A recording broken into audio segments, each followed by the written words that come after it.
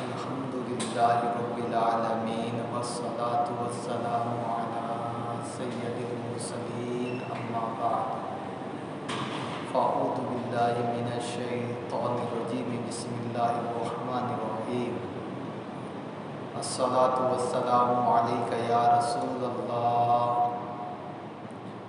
وعلی آلک واصحابک یا حبیب اللہ الصلاة والسلام علیک یا نبی اللہ وعلی آلک واصحابک یا نور اللہ۔ اعتکاف کی نیت کر لیجئے۔ نویت سنت الاعتکاف۔ نبی اکرم شاہ بنی آدم رسول محتشم صلی اللہ تعالی علیہ وآلہ وسلم پر درود و سلام پڑھنے کی بے شمار برکتیں، فضیلتیں، رحمتیں سنتے رہتے ہیں۔ تاہم آج ایک فضیلت سنیے اور درود پاک پڑھنے کا اپنا معمول بنائیے کہ میرے نبی، آپ کے نبی، اللہ کے آخری نبی محمد عربی صلی اللہ تعالی علیہ وآلہ وسلم کا فرمان عالی شان ہے کہ جو شخص مجھ پر ایک مرتبہ درود پاک پڑھتا ہے اللہ تعالیٰ اس پر 10 رحمتیں نازل فرماتا ہے۔ ایک مرتبہ جھوم کر درود پاک پڑھ لیجیے۔ اللہم صلی علی سیدنا مولانا محمد صلاۃ و سلام علیک یا رسول اللہ صلی اللہ تعالیٰ علیہ وسلم۔ پیارے اور محترم اسلامی بھائیو، ہمارا رب عظمت والا، رفعت والا، جس کی کوئی حد نہیں، جس کی کوئی انتہا نہیں، اسی لیے ہم کہتے ہیں اللہ اکبر، اور اس کی مکمل عبادت یہ ہے کہ اللہ اکبر من کل شیء، کہ اللہ ہر چیز سے بڑا ہے، چاہے وہ دنیا کی چیز ہو، چاہے وہ آخرت کی چیز ہو، چاہے زمین کی چیز ہو، چاہے آسمان کی چیز ہو، چاہے بندوں کے یوز کرنے والی چیز ہو یا دیگر مخلوق کی یوز کرنے والی چیز ہو۔ الغرض جتنی بھی چیزیں ہیں ان تمام چیزوں سے بڑا ہمارا رب ہے، ہمارا اللہ ہے۔ تو جب ہمارے رب کی، ہمارے اللہ کی رفعت کا کوئی اندازہ نہیں لگا سکتا، عظمت کا کوئی اندازہ نہیں لگا سکتا، اسی طرح میرے اور آپ کے رب کے کلام کی رفعت کا بھی اندازہ کوئی نہیں لگا سکتا، اس کے کلام کی عظمت کا اندازہ کوئی نہیں لگا سکتا۔ اور پیاروں اور محترم اسلامی بھائیو، یہ ہمارے لیے سعادت کی بات ہے، یہ ہمارے لیے فخر کی بات ہے کہ اللہ کا پیارا کلام، اللہ کی پیاری کتاب قرآن پاک ہمارے پاس ہے۔ یہ وہ عظیم کتاب ہے کہ یہ کتاب ایسی کتاب ہے کہ اس کتاب کے شروع ہی میں رب تعالیٰ نے فرمایا ذالک الکتاب لا ریب فیہ، کہ یہ وہ بلند رتبہ کتاب ہے جس میں شک اور شبہ کی گنجائش نہیں ہے، اس میں کوئی اعتراض نہیں کر سکتا۔ کیوں؟ کیونکہ اس میں ہر چیز کا بیان ہے، ہر خشک و تر کا بیان ہے۔ منقول ہے کہ امام شافعی رضی اللہ تعالیٰ عنہ نے ایک کتاب لکھی، کتاب لکھنے کے بعد اپنے شاگرد سے کہا کہ اس کو میرے سامنے پڑھو۔ جب شاگرد نے اس کتاب کو آپ کے سامنے پڑھا تو آپ نے اس کتاب میں کئی غلطیاں نکالی، لہٰذا اس کو درست کر لیا گیا۔ دوبارہ اپنے شاگرد سے کہا کہ پھر سے پڑھو۔ جب اس شاگرد نے پھر سے پڑھا تو پھر آپ نے کئی غلطیاں نکالی۔ 3 مرتبہ، 4 مرتبہ، 5 مرتبہ، یہاں تک کہ کئی مرتبہ اپنے شاگرد سے پڑھوا کر سنا اور سن کر غلطیاں نکالتے رہے۔ بالآخر آپ نے کہا دعہو، یعنی امام شافعی کی کتاب کو رکھ دو، چھوڑ دو، جتنی مرتبہ پڑھو گے، جتنی مرتبہ سنو گے، غلطیاں ضرور نکلے گی۔ یہ تو رب کی کتاب، رب کے کلام کی خصوصیت ہے کہ اس میں کوئی غلطی نہیں ہے۔ اس میں کوئی غلطی نکال ہی نہیں سکتا۔ ایسا مقدس کلام، ایسی مقدس کتاب اللہ تعالیٰ نے ہمیں اور آپ کو عطا کیا ہے۔ پیارے محترم اسلام بھائیو، اگر حالانکہ دیکھا جائے تو دنیا میں ایک کتاب نہیں ہے، لاکھوں کتابیں، کروڑوں کتابیں، ہر فن کی کتابیں، ہر زبان میں کتابیں، چاہے دنیاوی علوم ہوں چاہے دینی علوم ہوں، ہر علم کی الگ الگ کتابیں، پھر اس کی شروحات، پھر اس کے مضامین کی تفصیل، کروڑوں اربوں کتابوں کے ہونے کے باوجود اگر ہم دیکھیں کہ دنیا کے پاس یہ ہر علم کی کتابیں نہ ہوں تو لوگ کام نہیں کر سکتے۔ اگر میڈیکل کی کتابیں نہ ہوں تو میڈیکل کی کتابیں نہ ہونے کی وجہ سے کوئی ڈاکٹر نہیں بن سکتا، انجینئر کی پڑھائی والی کتابیں ختم کر دی جائیں تو بندہ انجینئر نہیں بن سکتا، اسی طرح دوسرے علم اور دوسرے فن کی کتابیں اگر ختم کر دی جائیں تو بندہ ان علموں کو حاصل نہیں کر سکتا۔ لیکن پیارے اور محترم اسلام بھائیو، آپ دیکھیں دنیا کی تمام کتابیں اگر ختم ہو جائیں، صرف ایک کتاب ہو تو تمام دنیا والوں کے لیے صرف یہی ایک کتاب کافی ہے۔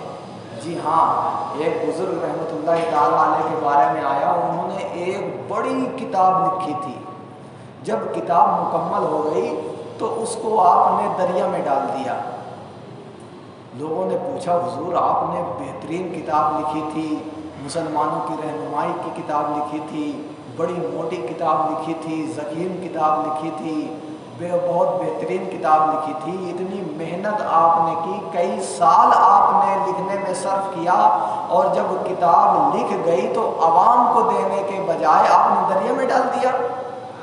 تو انہوں نے بتایا میں نے دریا میں اپنی کتاب کو اس لیے ڈالا کہ میں نے جب اپنی کتاب کو مکمل کر لیا اور پھر قرآن پاک کو پڑھنا شروع کیا تو مجھے ایسا لگا کہ یار قرآن پاک کے ہوتے ہوئے میرے کتاب کے ہونے کی کوئی ضرورت نہیں ہے۔ تو جب میں نے اپنی کتاب کی ضرورت نہ دیکھی اور قرآن پاک میں وہ سارا کچھ موجود ہے تو اس لیے میں نے اپنی کتاب دریا میں ڈال دی۔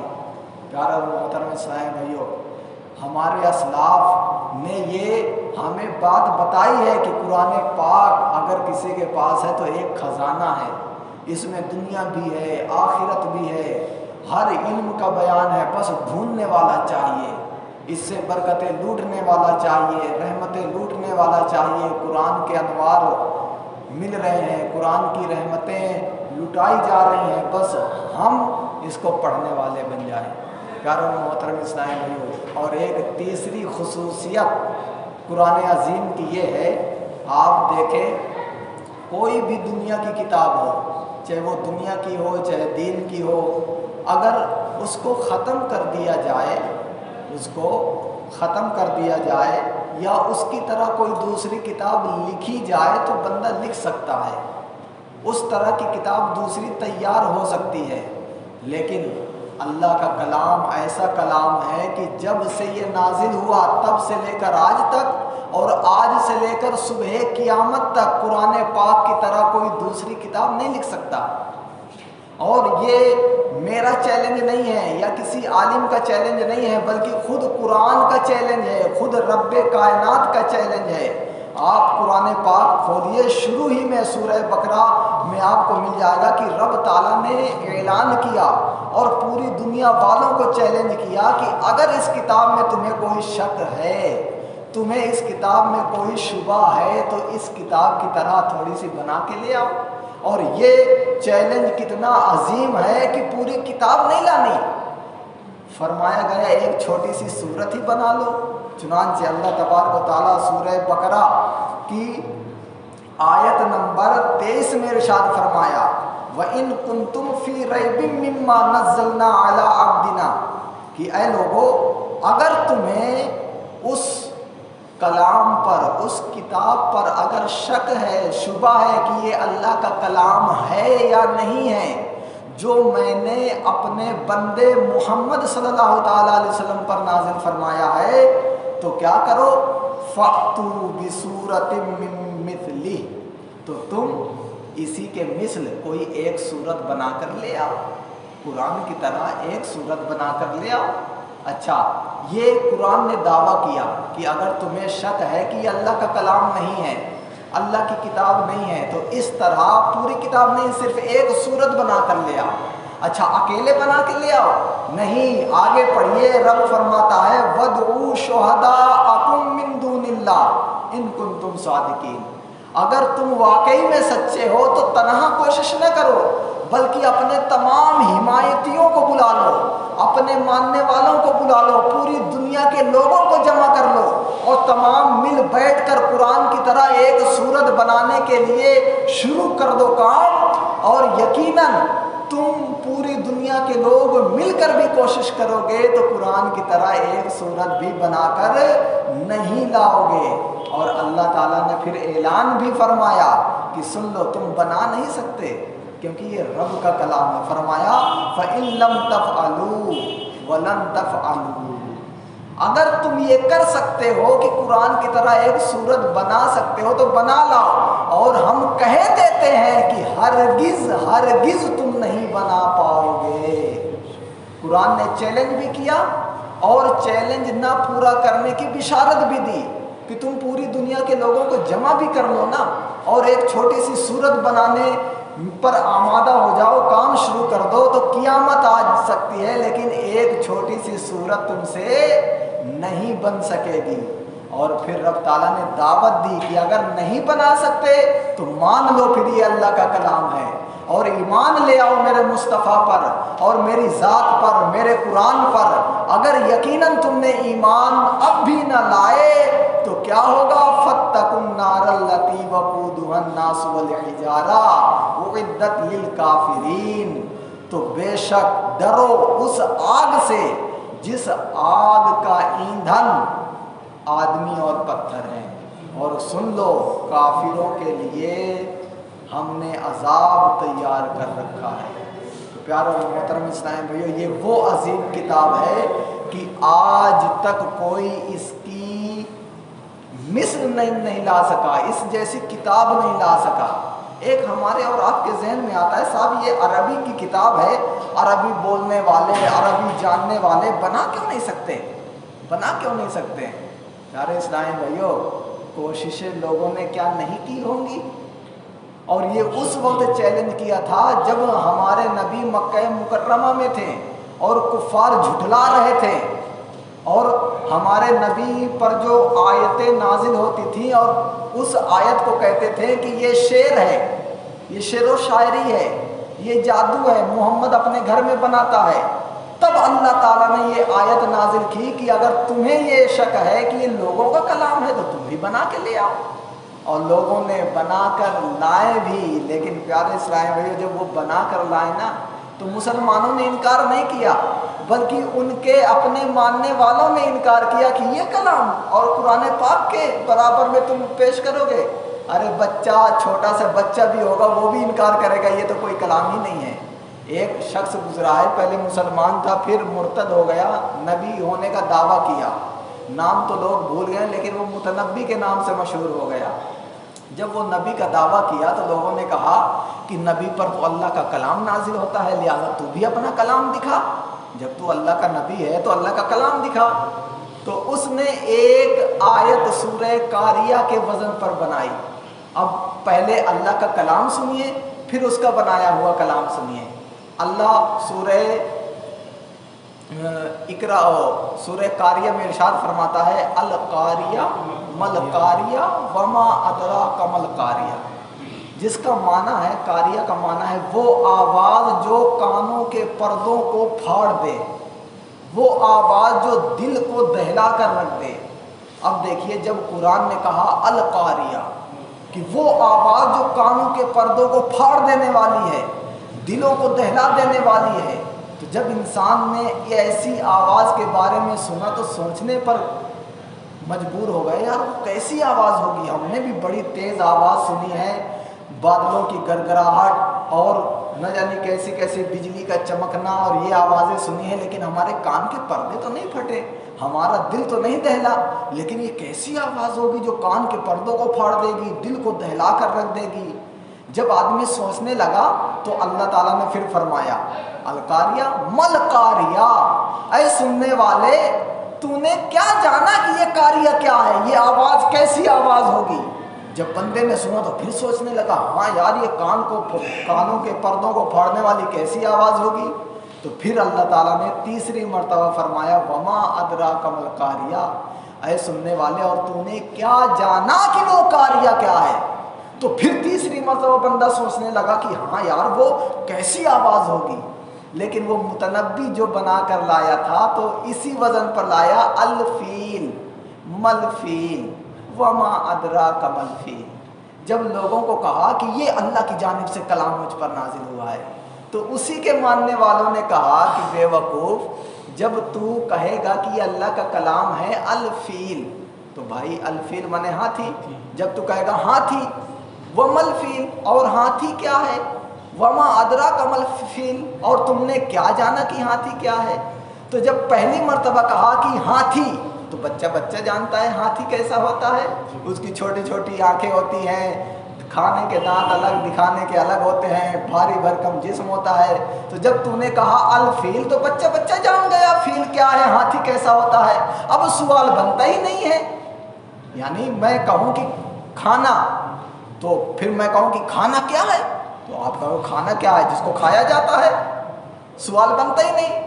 جب پہلی مرتبہ سوال نہیں بنتا تو دوسری مرتبہ سوال کیسے بنتا ہے, اور تو نے کیا جانا ہاتھی کیا ہے.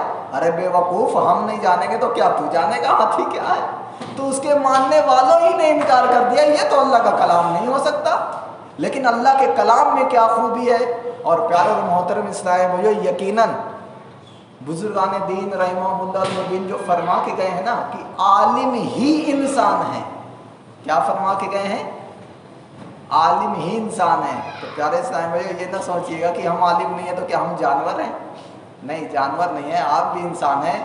لیکن انسان وہ ہے جو اللہ کی معرفت کو جاننے والا ہو, اللہ کے کلام کے بلاغت فصاحت کو جاننے والا ہو.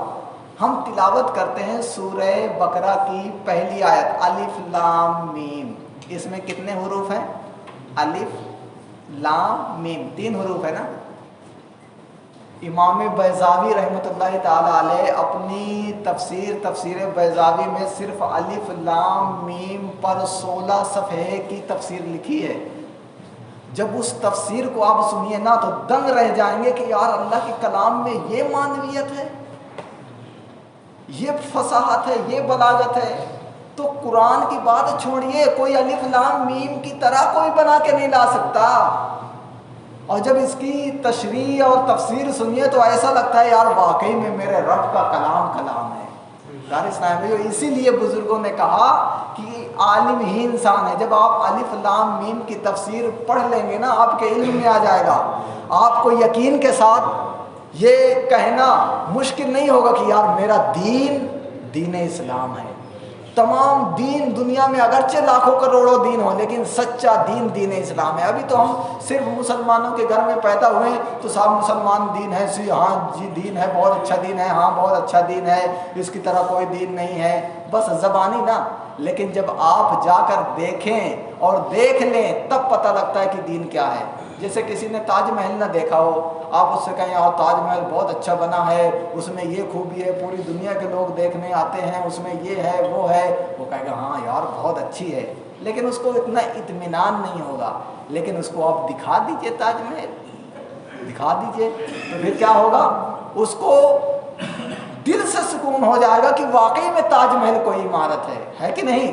پھر بتانے کی حاجت نہیں ہے, اس کو علم الیقین حاصل ہو جائے گا. اسی طرح میں کہوں کہ صاحب باہر بارش ہو رہی ہے, آپ کہیں گے صاحب ہو بھی سکتا ہے, نہیں بھی ہو سکتا, جھوٹ بول رہے ہوں, لیکن آپ کو میں جا کے دکھا دوں دیکھو بارش ہو رہی ہے, جب آپ دیکھ لیں گے تو پھر تو مجھے جھوٹا نہیں کہیں گے نا, آپ کو یقین ہو جائے گا. اسی طرح اب یہ تک ہم سنتے ہیں کہ یار ہاں قرآن ایسی کتاب ہے, قرآن ایسی کتاب ہے, ایسی کتاب ہے, لیکن جب اس کا علم آ جائے گا نا علم کورس کرنے کے بعد تب آپ کو یقین ہو جائے گا کہ یار واقعی میں ہمارا قرآن ہے.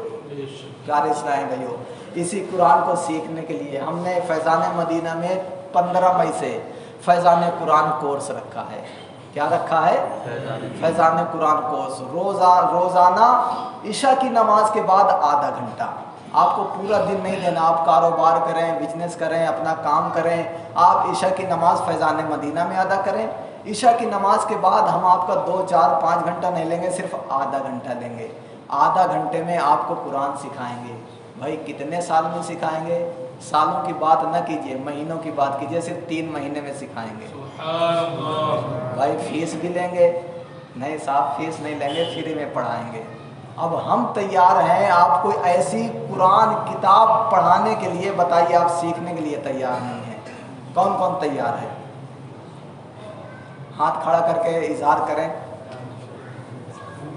عمر بتا دیجیے۔ عمر 20 سال سے اوپر جتنے بھی ہوں، 100 سال تک، لیکن 20 سال سے نیچے نہیں لیں گے ہم، کیونکہ وہ بچے ہو جائیں گے تو دقت ہو جائے گی۔ اگر آپ سوچیں کہ صاحب اگر ہم سب آ گئے تو آپ کیسے پڑھائیں گے، آپ مت گھبرائیے، ہمارے پاس پڑھانے والے 50 ہیں۔ اگر ایک اسلامی بھائی ہمارا 5 اسلامی بھائیوں کو پڑھائے گا تو 50 کو 5 پہ گڑا کیجیے تو 250۔ اگر 250 لوگ بھی آ گئے نا تو ہمیں ٹیچر کی ضرورت نہیں پڑے گی، ٹیچر ہمارے پاس موجود ہیں۔ اچھا، پھر اس کے ساتھ ساتھ ہم علم شریعت بھی سیکھیں گے، آدھا گھنٹے میں اور بھی باتیں سیکھیں گے۔ اور یہ 3 مہینے کا جب کورس آپ کریں گے نا، آپ کا ذہن بن جائے گا۔ پھر اس کے بعد ہم فیضان شریعت کورس لا رہے ہیں 3 مہینے کا، فیضان شریعت کورس۔ پھر اس کے بعد انشاءاللہ مختلف کورس لائیں گے۔ ہم یہ چاہتے ہیں کہ ہمارا مسلمان اتنا علم رکھنے والا بن جائے کہ کوئی اگر پوچھے کہ یار اسلام کیا ہے تو ہم جھجکے نا، یار اسلام کیا ہے، اسلام کیا ہے۔ جیسے وہ امریکہ میں واقعہ ہوا تھا، ایک مسلمان تھا، اس کے دوست نے کہا یار تم مسلمان ہو، اسلام کے بارے میں بتاؤ۔ اس نے کہا مجھے نہیں معلوم۔ گھر آیا، اپنی امی سے پوچھا کہ امی اسلام کیا ہے، تو وہ بھی ماڈرن تھی، تو کہا بیٹا مسلمان تو ہم ہیں، نام مسلمان ہیں، لیکن اسلام کیا معلوم نہیں۔ بڑا شرمندہ ہوا کہ یار میں اپنے دوست کو کیا جواب دوں گا۔ گیا دوسرے دن کالج، دوست سے ملاقات ہوئی، اس نے کہا ہاں اسلام کیا ہے بتائیں، اسلام کے بارے میں تمہارا دین ہے، ریزن ہے، تو کیا ہے یہ؟ تو اس نے کہا یار مجھے نہیں معلوم، میں نے امی سے بھی پوچھا، انہوں نے بھی نہیں بتایا۔ اس دوست نے کہا کہ جس دین کے ماننے والے آپ ہیں اس کے بارے میں جب معلوم نہیں، اور آپ ہمارے ملک میں رہتے ہیں، عیسائی ملک میں رہتے ہیں، اور عیسائیت کے بارے میں آپ سب کچھ جانتے ہیں، تو لہٰذا پھر ہمارا مذہب اختیار کر لو، جس مذہب کے بارے میں آپ جانتے ہو۔ تو لہٰذا معاذ اللہ وہ عیسائی ہو گیا۔ پیارے اسلام بھائیو، یہ معاملہ ہے۔ آج ہم دیکھیں چھوٹے چھوٹے بچوں کو غیر مسلم کے تمام چیزیں معلومات ہوتی ہے، لیکن ہمارے مسلمان بچے سے پوچھا جائے ہمارے نبی کون ہیں، ہمارے پہلے خلیفہ کون ہیں، دوسرے خلیفہ کون ہیں، اسلام کیسے آیا، قرآن کیا ہے، نہیں بتا پائے گا۔ لیکن اگر دوسرے مذہب کے بارے میں نام نہیں لینا مناسب، دوسرے مذہب کے بارے میں پوچھو تو ترنت بتا دے گا، کیوں؟ کیونکہ وہ اسکول میں پڑھ رہا ہوتا ہے ہندی کی کتابوں میں، لیکن ہماری کتابوں میں نہیں ہے۔ پیارے اسلام بھائیو، یہ بچہ جو ابھی دین کا علم نہیں ہے، اور ہمارے گھر میں بھی نہیں سکھایا جاتا۔ اگر بچہ نماز پڑھنے لگے تو کہتے ہیں ارے نماز پڑھنے لگا، پڑھائی نقصان ہو جائے گا، یہ ہو جائے گا، وہ ہو جائے گا، اس کی دل شکنی کی جاتی ہے۔ تو پیارے اسلام بھائیو، ہمیں اپنی نسل کو بچانا ہے۔ یہ چھوٹے چھوٹے کورس رکھ کر ہمارا مقصد کیا ہے؟ علم دین مسلمانوں کو سکھانا۔ آپ عالم نہیں بن سکے، عمر ہو گئی ہے، کوئی بات نہیں، لیکن آپ کچھ نہ کچھ علم تو رکھ سکتے ہیں نا۔ پیارے اسلام بھائی، جب ہم آپ کے لیے تیار ہیں، ہم بھی فری نہیں ہیں۔ پیارے اسلام بھائی، یہ کوڑھن ہے دین کا، یہ مسلمانوں کو علم دین سیکھنے کا جذبہ ہے، ورنہ آپ دیکھ لیں ٹیوشن پڑھانے کے لیے لوگ 500 روپے لیتے ہیں، اور ایسے بھی لوگ ہیں کہ دنیاوی تعلیم کے ٹیوشن پہ 1000 دیں گے، لیکن کوئی اگر قرآن پڑھانے والا حافظ صاحب یا مولانا صاحب 500 روپے مانگ لے تو اعتراض کرتے ہیں 500، ارے قرآن پڑھانے کے لیے 500؟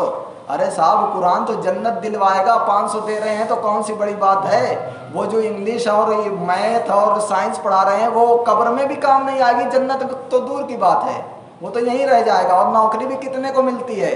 کتنے سائنس پڑھنے والے میتھ کے ماہر اور انگلش کے ماہر فٹافٹ انگلش اسپیکنگ کرنے والے گھوم رہے ہوتے ہیں۔